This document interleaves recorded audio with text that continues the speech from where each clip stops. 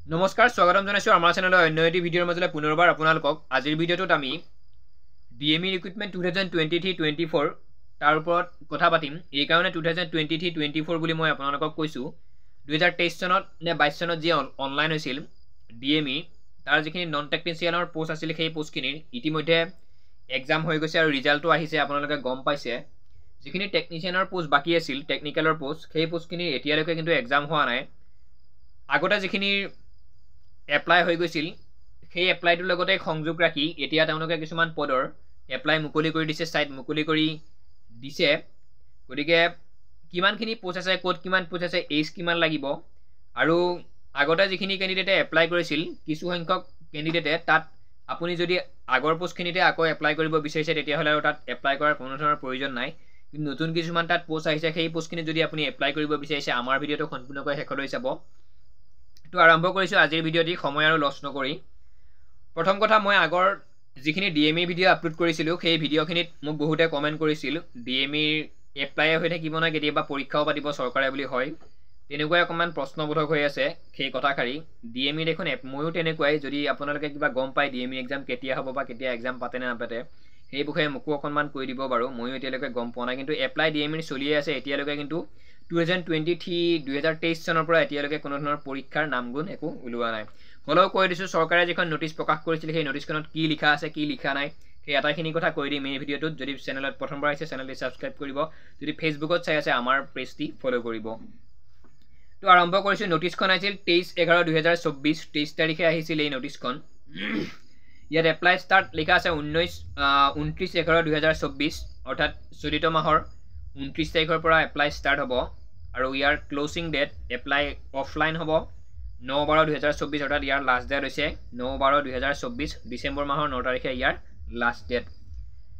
Next মই অকনমান আগত কৈ দিলো কথাখিনি আগতে যিখিনি ক্যান্ডিডেটে টেকনিচিয়ান পোষ্টখিনি যিসকলে এপ্লাই কৰিছিল তেওঁলোকে আৰু এপ্লাই কৰা ইয়াত প্ৰয়োজন নাই লিখা আছে নোটিছখনত কিন্তু তাত এটা কিন্তু আছে যিখিনি ক্যান্ডিডেটে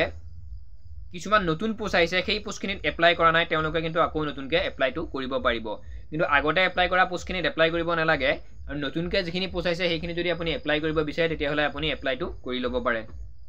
বুজি পাইছে মই ভাবো আপোনালোকে কথাখিনি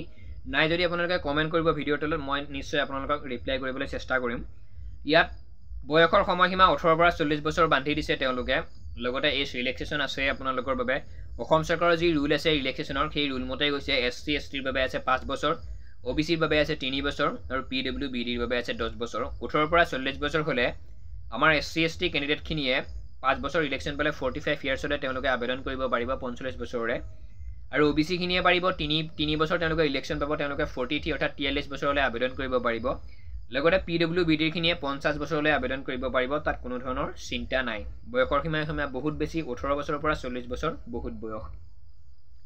নেক্সট এটা কথা উল্লেখ আছে অসমৰ স্থায়ী বাসিন্দা হ'ব লাগিব আপোনালোক যিকোনো এখন ডিস্ট্ৰিক্টৰ পৰা আপোনালোক হলেই হল কিন্তু অসমৰ স্থায়ী বাসিন্দা হ'ব লাগিব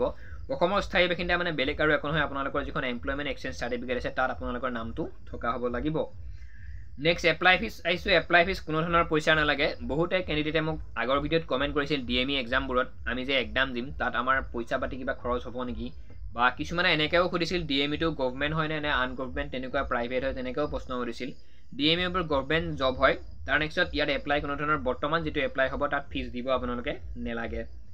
নেক্সট আইছো পোষ্ট গ্ৰেড 3 টেকনিচিয়ানৰ পোষ্ট হয় এইবোৰ গ্ৰেড 4 ৰ ইয়াত পোষ্ট নহয় লগতে এডুকেশন কোৱালিফিকেশন বুলি ক'ব গলে গমে পাইছে আৰু টেকনিক্যালৰ যদি পোজ হয় আপোনালোকৰ সায়েন্সৰ ফালৰ পৰা হ'ব লাগিব লগতে নাৰ্ছৰো কিছু সংখ্যক পদ আছে নাৰ্ছিং যিসকলৰ সাৰ্টিফিকেট আছে তেওঁলোকেও হয়তো আবেদনটো কৰিব পাৰিব প্ৰত্যেকটো পোষ্ট বহুত কেটা পোষ্ট মুকলি হৈছে প্ৰত্যেকটো পোষ্টৰ বাবে এডুকেশন কোৱালিফিকেশন বেলেগ বেলেগ আপোনালোকে ধুনিয়াকৈ এডভাৰটাইজমেন্টখন চাব তাত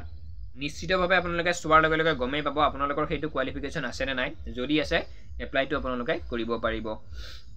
তাৰ নেক্সট আইছো ইয়াত স্যালাৰি কথা উল্লেখ কৰিছে দৰমহা 14000 ৰ পৰা 70000 লৈকে হ'ব আপুনি স্যালাৰি কথা দৰমহাৰ কথাটো এতিয়া বাদ দিয়ক নিজে পঢ়া শুনা কৰক যেটো পৰীক্ষা আহি পালে আৰু এপ্লাই যদি আপোনালোক কৰিব আছে 29 তাৰিখৰ পৰা ষ্টাৰ্ট হ'ব এইটো মাহৰ নেক্সট এপ্লাইটো বন্ধ হ'ব 9/12/2024 অৰ্থাৎ ডিসেম্বৰ মাহৰ 12 তাৰিখে 9 তাৰিখে এই এপ্লাইটো বন্ধ হ'ব তো সম্পূৰ্ণ ডিএমই যেটো প্ৰসেস বহুতে কমেন্ট কৰি আছে দাদা ডিএমই ওপৰত আমাক ভিডিঅ' লাগে বুলি সেইটো কাৰণে ভিডিঅ'টো বনাই দিছো তো আকৌ এবাৰ কৈছোঁ চেনেলত যদি নতুনকৈ আহিছে চেনেলটি ছাবস্ক্ৰাইব কৰিব যদি ফেচবুক পেজত আমাৰ ভিডিঅ'টো চাই আছে তেনেহ'লে পেজটো ফ'ল' কৰিব সম্পূৰ্ণকৈ ভিডিঅ'টো চোৱালৈ আপোনালোকলৈ পুনৰবাৰ ধন্যবাদ জনাই আজিৰ ভিডিঅ'টোত সামৰণি মাৰিছোঁ অন্য এটা ভিডিঅ'ত আমি আকৌ লগ পাম জয় অসম।